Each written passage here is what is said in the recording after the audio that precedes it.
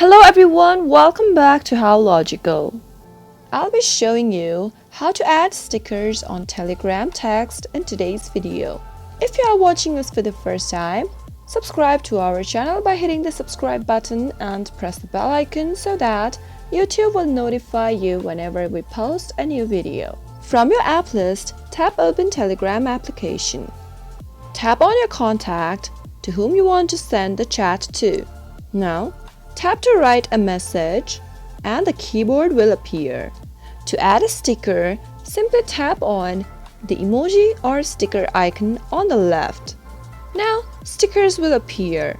Similarly, you can search through the emojis, GIFs, and tap on the sticker icon to view the stickers.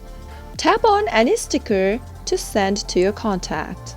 Tap on the add icon to view stickers packs. Scroll through the sticker packs, or you can even search for a specific one. Tap on the search box that says Search Trending Stickers. You can even type to search for stickers. For example, type in any word and find the stickers.